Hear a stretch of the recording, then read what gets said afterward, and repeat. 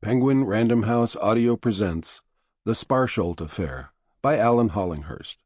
Read for you by David Dawson.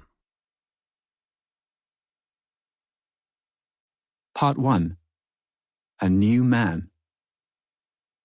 Chapter 1. The evening when we first heard Sparsholt's name seems the best place to start this little memoir. We were up in my rooms talking about the club. Peter Coyle, the painter, was there, and Charlie Farmonger and Evert Dax. A sort of vote had taken place, and I'd emerged as the secretary. I was the oldest by a year, and as I was exempt from service, I did nothing but read. Evert said, "Oh, Freddie reads 2 books a day," which may have been true. I protested that my rate was slower if the books were in Italian or Russian. That was my role, and I played it with the supercilious aplomb of a student actor. The whole purpose of the club was getting well-known writers to come and speak to us, and read aloud from their latest work.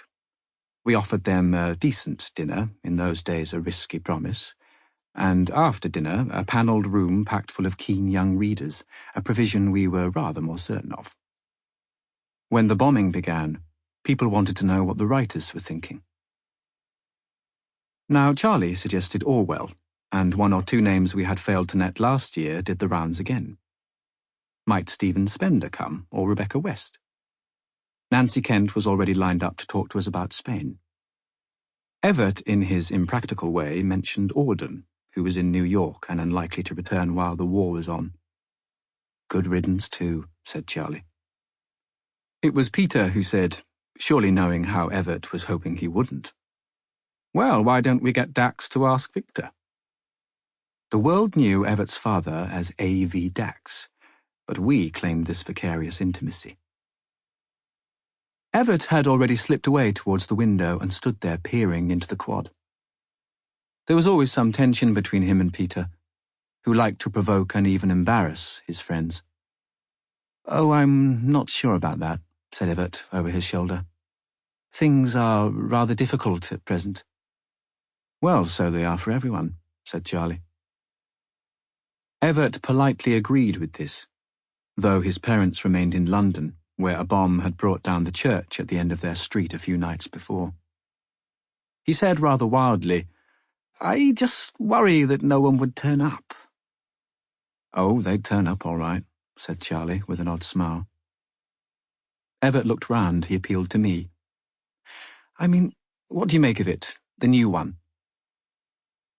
I had The Gift of Hermes face down on the arm of my chair, about halfway through, and though not exactly stuck, I was already alternating it with something else. It was going to break my daily rhythm, and was indeed rather like tackling a book in a foreign language. Even on the wretched thin paper of the time, it was a thick volume. I said, "Well, I'm a great admirer, as you know." "Oh, well, me too," said Peter after a moment, but more warmly. He was a true fan of A.V. Dax's large symbolic novels, admiring their painterly qualities, their peculiar atmospheres and colours, and their complex psychology. "I'm taking the new one slowly," he admitted, "but of course it's a great book." "Any jokes in it?" said Charlie with a hollow laugh. "That's never quite the point," I said, with a Dax novel. "Anyway, haven't you read it?" said Peter, going over to the window to see what Evert was looking at. Poor Evert, as I knew, had never read more than the opening pages of any of his father's books. "I just can't," he said again now. "I don't know why." And seeing Peter joining him, he turned back into the room with a regretful look. After a moment, Peter said, "Good grief. Did you see this, Dax?" "Oh, what's that?" said Evert, and I was slow to tell the new confusion from the other. "Freddie, have you seen this man?" "Who is it?" I went across. "Oh, the exhibitionist, I suppose you mean," I said. "No, he's gone," said Peter, still staring out. I stood at his shoulder and stared too. It was that brief time between sunset and the blackout when you could see into other people's rooms. Tall panes which had reflected the sky all day now glowed companionably here and there, and figures were revealed at work, or moving around behind the lit grid of the sashes. In the set directly opposite, old Sangster, the blind French Don, was giving a tutorial to a young man so supine that he might have been asleep. And on the floor above, beneath the dark horizontal of the cornice and the broad pediment, a single window was alight, a lamp on the desk projecting a brilliant arc across the wall and ceiling. "I spotted him the other day," I said. "He must be one of the new men." Peter waited with pretended patience, and Evert, frowning still, came back and looked out as well. Now a rhythmical shadow had started to leap and shrink across the distant ceiling. "Oh yes, him," Evert said, as the source of the shadow moved slowly into view. A figure in gleaming singlet, steadily lifting and lowering a pair of handweights. He did so with concentration, though with no apparent effort, but of course it was hard to tell at this distance, from which he showed, in his square of light, as massive and abstracted, as if shaped from light himself. Peter put his hand on my arm. "My dear," he said, "I seem to have found my new model."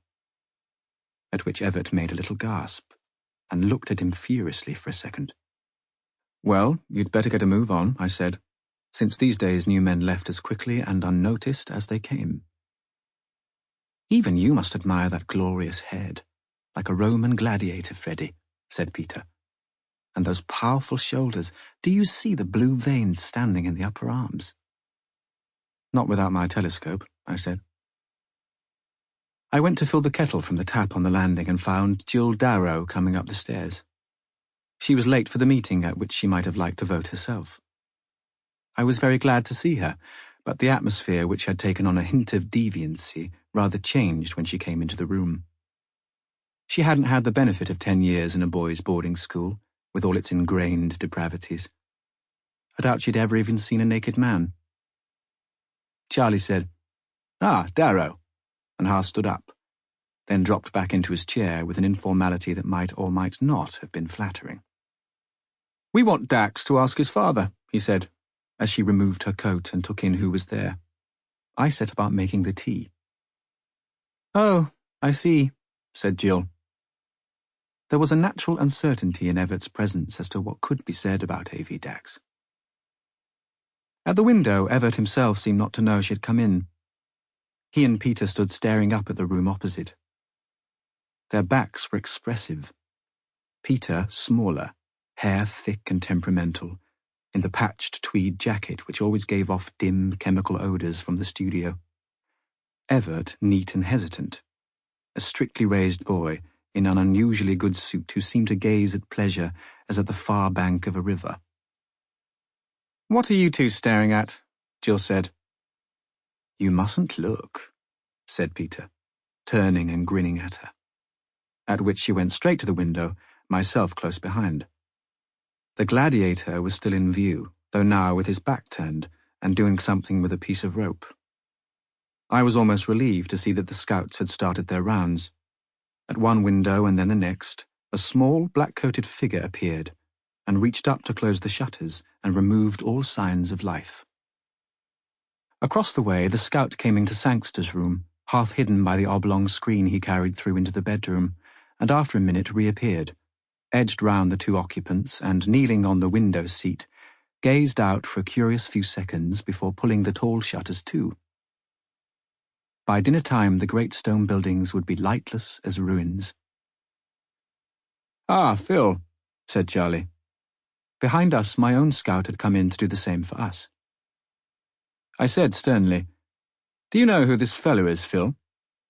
Phil had fought at the Battle of Lewes, and after that earlier war had spent 15 years in the Oxford police. He was affable and devoted to the college, but seemed sometimes to regret that he'd ended up in an apron, dusting and washing dishes for young men he was powerless to discipline. "What was it, sir?" He propped his screen against the wall and came over eagerly, as if I'd spotted a miscreant. I noticed now that our own reflections were hanging very faintly between us and the view of other windows. I pointed upwards. "This ridiculous fellow," I said. "Oh, him, sir," said. Sample complete. Ready to continue?